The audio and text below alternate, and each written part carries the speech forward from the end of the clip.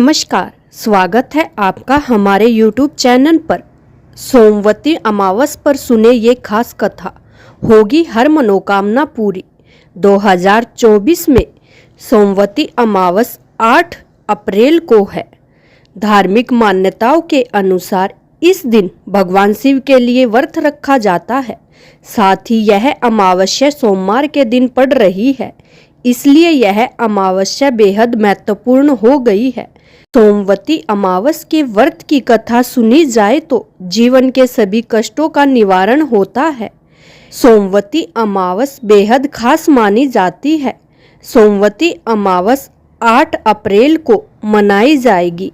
सोमवार के दिन पड़ने वाली अमावस्या को सोमवती अमावस कहा जाता है। सोमवती अमावस्या का दिन भगवान शिव को समर्पित होता है। मान्यता के अनुसार आज के दिन जो भी व्यक्ति व्रत रखता है या पितरों का तर्पण करता है, उनकी सभी मनोकामनाएं पूरी होती है। सोमवती अमावस के दिन स्नान दान का महत्व होता है। कहते हैं कि सोमवती अमावस के दिन व्रत कथा सुनना बेहद शुभ माना जाता है। आइए सुनते हैं सोमवती अमावस्या की यह कथा। पौराणिक कथाओं के अनुसार प्राचीन काल में एक प्रतापी राजा थे।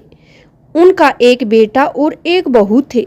एक दिन बहू ने चोरी से मिठाई खा ली और नाम चूहे को लगा दिया, जिसकी वजह से चूहे को बहुत गुस्सा आ गया। उसने मन ही मन निश्चित किया कि चोर को राजा के सामने लेकर आऊंगा। एक दिन राजा के यहाँ कुछ मेहमान आए हुए थे।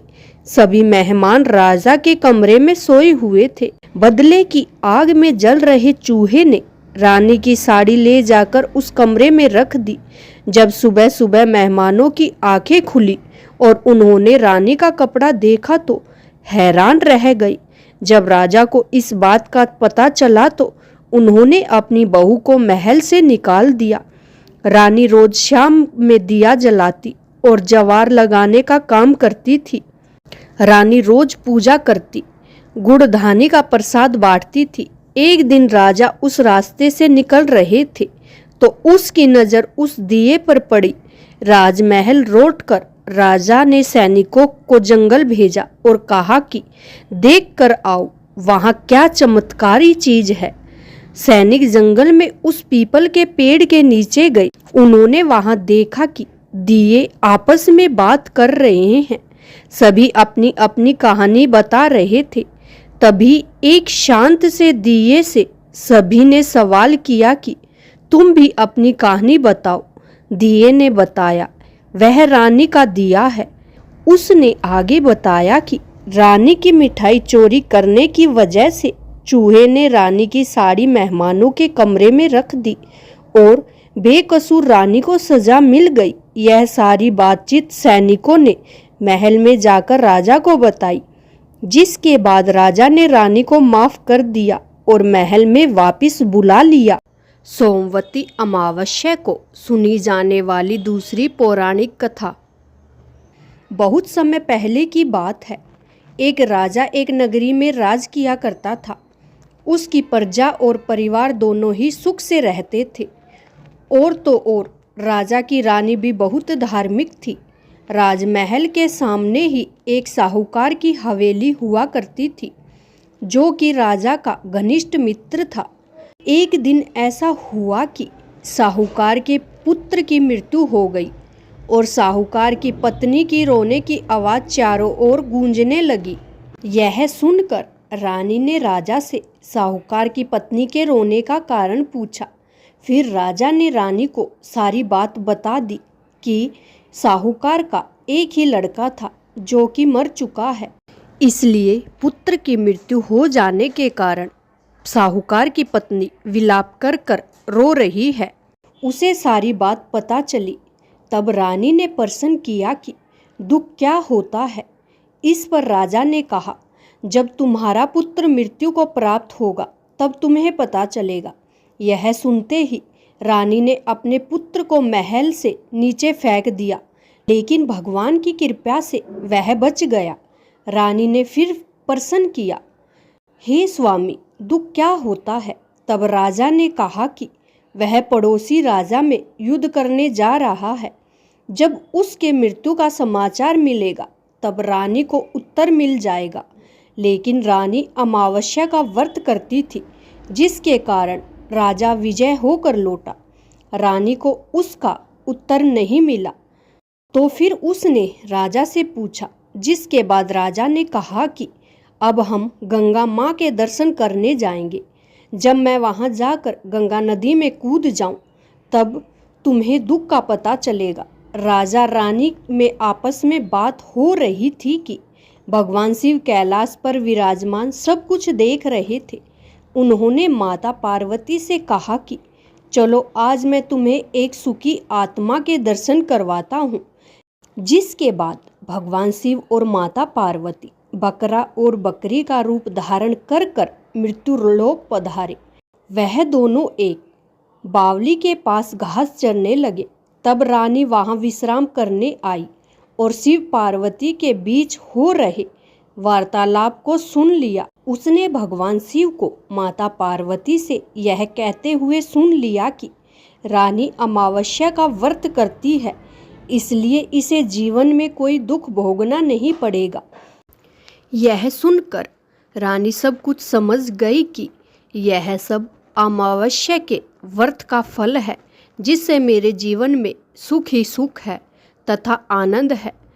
फिर आगे भगवान शिव कहते हैं माता पार्वती से, हे पार्वती, जो भी सोमवती अमावस्या का व्रत करता है वह पूजन करता है, उसके घर में मैं हमेशा अपनी कृपा बनाए रखता हूँ, उसके जीवन में आई हुई सभी कष्टों को दूर करता हूँ। हे पार्वती, जो भी श्रद्धा से इस कथा को सुनेगा वह व्रत को करेगा, मैं उसके यहाँ धन धान्य को भर दूंगा और मेरी कृपा सदैव उस स्त्री पर होगी तथा वह सदा सुहागन रहेगी। महादेव और माता पार्वती की बातें सुनकर रानी सब कुछ समझ गई कि यह सब अमावस्या के व्रत का फल है, इसलिए मेरे जीवन में सुख ही सुख है। उसने भगवान को धन्यवाद किया।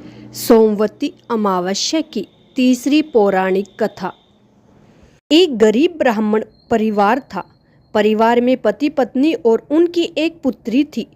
आयु के अनुसार पुत्री धीरे धीरे बड़ी होने लगी। बढ़ती उम्र के साथ उसमें स्त्रियों के गुणों का भी विकास होने लगा। वह बहुत ही सुंदर, सुशील और सर्वगुण संपन्न थी, लेकिन गरीब होने के कारण उसका विवाह नहीं हो पा रहा था। एक दिन उस ब्राह्मण के घर पर एक साधु महाराज पधारे। कन्या की सेवा से साधु महाराज का मन प्रसन्न हुआ। उन्होंने कन्या को लंबी उम्र का आशीर्वाद दिया और कहा कि इस कन्या की हथेली में विवाह का योग नहीं है। इस बात से चिंतित होकर ब्राह्मण परिवार ने साधु से उपाय पूछा कि कन्या ऐसा क्या करे कि उसके हाथ में विवाह योग बन जाए। साधु ने कुछ देर विचार करने के बाद अपने ध्यान के आधार पर बताया कि कुछ दूर पर एक गांव में सोना नाम की धोबिन जाति की एक महिला अपने बेटे और बहू के साथ रहती है, जो बहुत ही संस्कारों से संपन्न है तथा पति परायण और निष्ठावान है। यदि यह कन्या उसकी सेवा करे और वह महिला इसकी शादी में अपने मांग का संदूर लगा दे, इसके बाद इस कन्या का विवाह हो तो इस कन्या का वैधव्य मिट सकता है। साधु ने यह भी बता दिया कि वह महिला कहीं आती जाती नहीं है। यह बात सुनकर ब्राह्मणी ने अपनी बेटी से धोबिन की सेवा करने की बात कही। अगले दिन कन्या प्रातःकाल ही उठकर सोना धोबिन के घर जाकर साफ सफाई और अन्य सारे काम कर कर घर वापस आ जाती है। एक दिन सोना धोबिन अपनी बहू से पूछती है कि तुम तो सुबह ही उठकर सारे काम कर लेती हो, पता भी नहीं चलता। बहू ने कहा, माँ जी, मैंने तो सोचा कि आप ही सुबह उठकर सारे काम खुद ही खत्म कर लेती हो, मैं तो देर से उठती हूँ। इस पर दोनों सास बहू निगरानी करने लगी कि कौन है कि जो सुबह ही घर का सारा काम करके चला जाता है। कई दिनों के बाद धोबिन ने देखा कि एक कन्या अंधेरे में घर में आती है और सारे काम करके बाद में चली जाती है। जब वह जाने लगी तो सोना धोबिन उसके पैरों पर गिर पड़ी, पूछने लगी कि आप कौन हैं और इस तरह छुप कर मेरे घर की चाकरी क्यों करती है। तब कन्या ने साधु द्वारा कही गई सारी बात बताई। सोना धोबिन पति परायण थी, उसमें तेज था, वह तैयार हो गई। सोना धोबिन के पति थोड़े अस्वस्थ थे। उसने अपनी बहू से घर लौटकर आने तक घर में ही रहने को कहा। सोना धोबिन ने जैसे ही अपनी मांग का सिंदूर उस कन्या की मांग में लगाया, उसका पति मर गया। उसे इस बात का पता चल गया। वह घर से निर्जला ही चली थी, यह सोचकर कि रास्ते में कहीं पीपल का पेड़ मिलेगा तो उसे भौरी देकर और उसकी परिक्रमा करके ही जल ग्रहण करूंगी। उस दिन सोमवती अमावस थी। ब्राह्मण के घर में मिले पुए पकवान की जगह उसने ईंट के टुकड़ों से 108 बार भौरी देकर 108 बार पीपल के पेड़ की परिक्रमा की और उसके बाद जल ग्रहण किया। ऐसा करते ही उसके पति के मुर्दा शरीर में वापस जान आ गई। धोबिन का पति वापस जीवित हो उठा।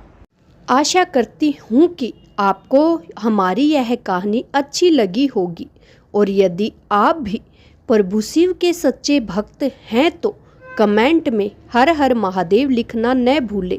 और हमारी वीडियो देखने के लिए आपका बहुत बहुत धन्यवाद।